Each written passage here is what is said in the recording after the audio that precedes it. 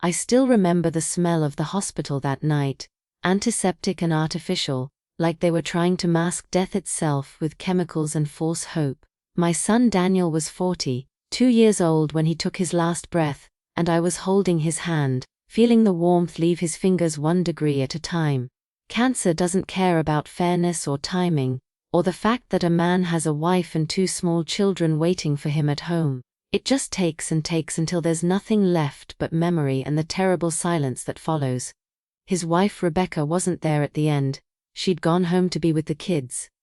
Emma, who was 7, and little Michael, who had just turned 4. Daniel had insisted on it, said he didn't want them to see him like that, all hollowed out and grey. So it was just me and him in that sterile room with its beeping machines and fluorescent lights that made everything feel like a bad dream. He squeezed my hand with what little strength he had left and whispered, "Take care of them, Mom. Promise me." And I promised. I promised him everything in that moment, because what else can a mother do when her child is dying except give them the comfort they're searching for? The funeral was beautiful in that terrible way funerals can be, with too many flowers and people saying things like, "Is in a better place." As if any place could be better than here with his children. Rebecca stood at the graveside in a black dress that hung loose on her frame, holding Emma's hand while little Michael clung to her leg, not really understanding why everyone was crying. I watched her face, saw the devastation there, the absolute destruction of a woman who'd lost her future, and something in my chest cracked open. She was 20 years younger than my Daniel, had met him when she was just starting out as a nurse, and he was already established in his accounting firm. She'd loved him desperately, completely, the way young people love before life teaches them to hold something back for self-preservation. 3 days after we buried my son, the lawyer called, Mr. Henderson, Daniel's attorney, the one who'd handled all his business affairs. He asked me to come to his office alone, said it was important. I remember sitting in that leather chair across from his mahogany desk, my hands folded in my lap like a schoolgirl called to the principal's office, and listening as he explained what Daniel had done. The house, the one Daniel and Rebecca had been renting for the past 5 years, he'd bought it 6 months before he died, put it in my name. The 2 cars, the sensible sedan Rebecca drove and the truck Daniel had loved, titled to me, and his savings, nearly $200,000 that he'd carefully accumulated over the years, transferred to an account with my name on it. Everything. He'd left everything to me. But why? I asked Mr. Henderson, my voice sounding strange and distant in that quiet office. Why wouldn't he leave it to Rebecca, to his children? Mr. Henderson adjusted his glasses, a nervous gesture that told me he'd been dreading this conversation. "Mrs. Morrison, your son left very specific instructions. He wanted you to have full discretion over his estate. He mentioned in his letter to me that he trusted you to do what was right." Then he handed me an envelope, Daniel's handwriting on the front. Just one word, "Mum." I didn't open it there. I couldn't. I tucked it into my purse and drove home in a daze, my hands shaking on the steering wheel. When I finally read it that night, sitting at my kitchen table with a cup of tea that had long gone cold, I understood. Daniel had known things about Rebecca that he'd never spoken aloud, suspicions he'd harbored but couldn't prove. He wrote that he'd noticed money going missing, small amounts at first, then larger sums. He'd found text messages on her phone late one night when he was too sick to sleep, messages to someone named Marcus, messages that suggested something more than friendship. He couldn't be sure, he wrote, his handwriting shaky and uneven, but he was afraid.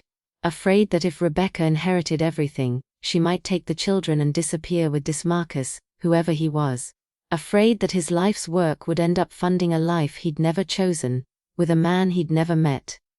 "I need you to be the guardian of their future," he wrote. "I need you to make sure Emma and Michael are taken care of, that they have stability and security. If Rebecca proves herself, if my suspicions are wrong, then you can give her everything. But if I'm right, Mom, please don't let my children suffer for my mistakes." I folded that letter and put it in the lockbox, where I kept all my important documents, and I made a decision that has haunted me every single day since. I would wait, I would watch, I would see who Rebecca really was before I made any moves. The weeks after the funeral were brutal. Rebecca called me often, her voice thick with tears, asking if I'd help her figure out Daniel's finances. She'd found bills she didn't know existed, accounts she'd never heard of. "He kept so much from me," she said one afternoon, sitting at my kitchen table where Daniel used to sit as a boy, eating cookies and telling me about his day. "I don't understand why he didn't trust me with these things." I made sympathetic noises, poured her more coffee, and said nothing about the house she was living in, the car she was driving, the money that sat in an account she didn't know existed. I told myself I was protecting Daniel's children. I told myself I was honoring my son's wishes. But late at night, when sleep wouldn't come and I'd lie there staring at the ceiling of the bedroom I'd shared with my late husband, I'd feel the weight of that secret pressing down on my chest like something real and heavy. Rebecca struggled. How she struggled. She picked up extra shifts at the hospital, worked nights and weekends, left the children with me more and more often. Emma started having nightmares, crawling into her mother's bed and crying for her daddy. Michael stopped talking for nearly a month. He just went quiet, as if he'd used up all his words. I watched Rebecca age 10 years in 6 months. Her face grew gaunt, her eyes hollow. She stopped wearing makeup, stopped caring about her appearance. Once, when I arrived to pick up the kids, I found her crying in the kitchen, surrounded by bills and past due notices, her hands covering her face as her shoulders shook with sobs. "I don't know how to do this," she whispered. "I don't know how Daniel did this. The rent is due, the car needs repairs, Emma needs new shoes, and I can't. I can't do this alone." Every instinct in my body screamed at me to tell her. To say the words that would change everything, that would lift this crushing burden from her shoulders.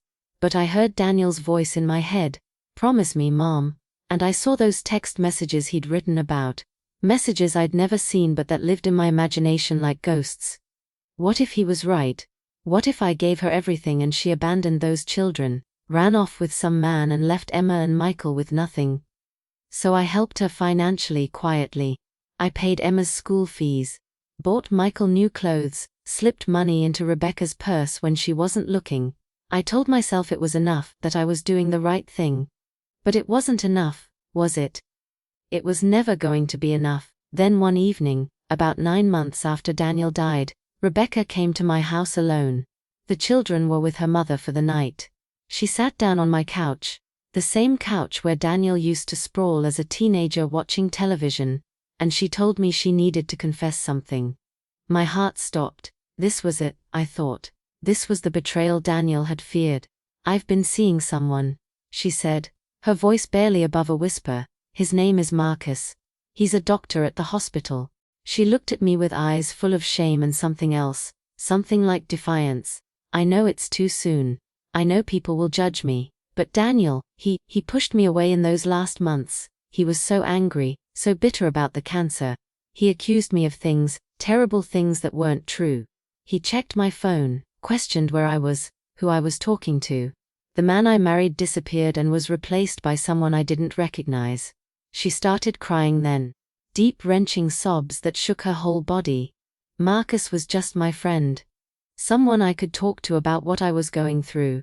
Daniel saw the messages and twisted them into something they weren't. I never cheated on him, never, but he died believing I did, and I can't bear that he died thinking I was capable of that. I sat there, frozen, as the truth rearranged itself in my mind like pieces of a puzzle I'd been assembling wrong. Daniel, my sweet boy, had been wrong. The cancer hadn't just eaten his body, it had poisoned his mind with paranoia and fear, and I had chosen to believe his suspicions over Rebecca's reality. I had watched this woman nearly destroy herself trying to provide for her children while I sat on a fortune that belonged to her. "Rebecca," I started, but she held up her hand. "I'm not here to ask for your approval," she said, wiping her eyes. "I'm here to tell you I'm going to be okay. Marcus asked me to marry him. He wants to help me raise the kids, wants to move us into his house so I can quit working so many hours. He's a good man, Mrs. Morrison. He loves Emma and Michael. He's not trying to replace Daniel, he knows he never could. But he wants to help, and I need help. I can't keep drowning like this." After she left, I sat in the dark for hours. I thought about Daniel and the fear that had consumed him in those final months. I thought about Rebecca and the strength she'd shown, the way she'd fought to keep her family together despite everything. I thought about Emma and Michael and what they needed, what they deserved. And I finally understood what Daniel had really been asking me to do. Not to withhold from Rebecca, not to punish her for imagined sins, but to be wise enough to know when his judgment had been clouded by illness and pain. I made an appointment with Mr. Henderson the next day. I told him I wanted to transfer everything to Rebecca, to make it right. He nodded slowly, unsurprised, and began preparing the paperwork. "Your son loved them very much," he said. "Sometimes love makes us do strange things, makes us try to control what we can't control." He was scared, Mrs. Morrison. That's all it was. Just fear. It took 3 weeks to finalize everything. 3 weeks during which I rehearsed what I would say to Rebecca, how I would explain. But in the end, I never got the chance. The day before I was supposed to sit down with her and reveal everything, she came to my door with Marcus. He was tall and kind-faced, with gentle eyes that crinkled when he smiled at the children. They were getting married that weekend, a small ceremony, and they wanted me there. "You've been so good to us," Rebecca said, hugging me tight. "I don't know how we would have survived this year without you. You've been the rock we all needed." The irony of her words cut through me like a blade. I attended their wedding. I watched Rebecca marry Marcus in my backyard. Emma as flower girl and Michael as ring bearer. Both children laughing and playing, looking lighter than they had in a year. I saw the way Marcus looked at them, the genuine love and care in his eyes. And I realized something that made my chest ache with regret. Rebecca was going to be happy. She was going to build a new life, a good life. And when I finally told her about the inheritance, about what I'd kept from her all this time, it would taint that happiness. It would make her question everything, would fill her with anger and betrayal. She would wonder what else I'd lied about, would question every kindness I'd shown. So I made a choice. I went back to Mr. Henderson one last time and set up a trust for Emma and Michael, one they would receive when they turned 25. The house, the cars, most of the money, all held for them, protected for them. I kept just enough to cover my own modest needs and wrote letters to my grandchildren, letters explaining everything, letters they would read someday when they were old enough to understand. And I let Rebecca believe that Daniel had died with very little, that he'd spent everything on his medical care, that there was nothing left but love and memory. That was 7 years ago. Emma is 14 now, Michael 11, they call Marcus Dad, and they're thriving, both bright and beautiful and full of life. Rebecca and Marcus had a baby 2 years ago, a little girl they named Hope. They send me photos and visit often, and Rebecca still thanks me for being there during the darkest time of her life. She has no idea that I watched her suffer when I could have stopped it, no idea that I questioned her integrity, doubted her love for my son. No idea that she's been living in a rented apartment when she could have owned a home, working herself to exhaustion when she could have had security. The weight of this secret sits on my chest every day, heavier with each passing year. Sometimes I wonder if I did the right thing. Did I protect my grandchildren, or did I steal from their mother? Did I honor Daniel's wishes, or did I compound his mistakes? I look at Rebecca's happy life and tell myself that she's better off not knowing, that ignorance in this case truly is bliss. But late at night, when I'm alone with my thoughts and my guilt, I know the truth. I kept that inheritance secret not to protect anyone but myself. I was afraid, just like Daniel was afraid. Afraid of being wrong, afraid of confronting my own judgment, afraid of admitting that I'd let my son's paranoid fears guide my actions for months, while a good woman suffered. In 8 more years, Emma will turn 25 and learn the truth. She'll open that trust fund and read my letter, and she'll have to decide whether to forgive me or condemn me. Until then, I carry this weight alone, this terrible knowledge that love, even the deepest love a mother has for her child, can make us do unforgivable things. Daniel asked me to take care of them, and I did. But not in the way he meant, not in the way they deserved. And now I'm 81 years old, and I'm running out of time to make peace with what I've done. Running out of tomorrows to convince myself that the secret I kept was anything other than the coward's choice. They say the truth will set you free, but sometimes the truth is the heaviest chain of all, and we choose to wear it in silence rather than break someone else's heart with its weight. I think of Daniel every day, of his hand in mine as he died, of his whispered plea for me to protect his family. I did protect them, in my way, but I also failed them. And that failure, that haunting, complicated failure born of fear and love and terrible judgment, is something I'll carry to my own grave.